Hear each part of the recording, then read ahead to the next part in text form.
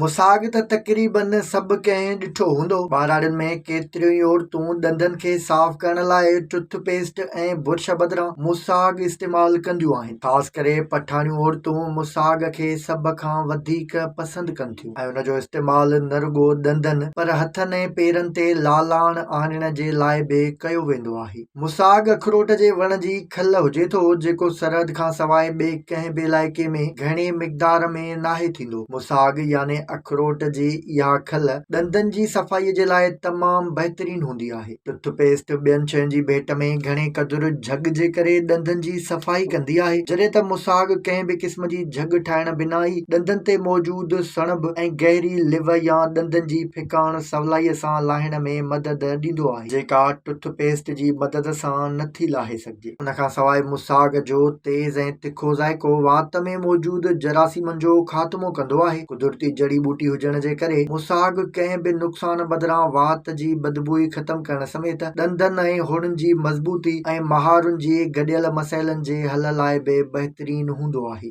मुसाग हणण सां ॾंदनि ते मौजूदु घाटी लिव ऐं सणभ ख़तम करे सघिबो आहे, जॾहिं त जरासीमनि जे ख़ात्मे जे करे मुसाग हणण खां पोइ वात हल्को ऐं फ्रेश पिण महसूस थिए थो। आमतौर ते मुसाग रुॻो ॾंदनि जी सफ़ाईअ लाइ इस्तेमालु कयो वेंदो आहे, पर इहो चपनि ते गहरो ॻाढ़ो रंग बि छॾींदो आहे, जेको ख़ूबसूरतीअ जो सबबु बणिजी पवे थो। केतिरियूं ई औरतूं हथनि ते मेहंदी बदिरां बि मुसाग जो इस्तेमालु कंदियूं आहिनि। इन लाइ मुसाग खे राति जो पाणीअ में पुसाए रखियो वञे थो ऐं सुबुह जो उन खे हथनि ऐं पेरनि ते लालाण आणण जे लाइ इस्तेमालु कयो वेंदो आहे। पठाण सक़ाफ़त में शादीशुदा औरतुनि जी सुञाणप ई हथनि पेरनि ते मुसाग जे रंग सां कई वेंदी आहे, जॾहिं त उहे नहनि ते नेल पॉलिश जी जाइ ते बि मुसाग जो इस्तेमालु कंदियूं आहिनि। उन खां सवाइ अछे रंग जे कपिड़नि, ख़ासि करे मथे जे रवनि खे बि मुसाग जे पाणीअ सां रंगे ॻाढ़ो कयो वेंदो आहे, जेको घर वेठे ऐं बहितरीन रंग जो तमामु सवलो तरीक़ो आहे। घटि में घटि हफ़्ते में हिकु भेरो ॾंदनि जी सफ़ाईअ लाइ मुसाग जो इस्तेमालु ॾंदनि, होड़नि ऐं महारुनि जी सिहत लाइ इंतिहाई काराइतो साबित थींदो आहे।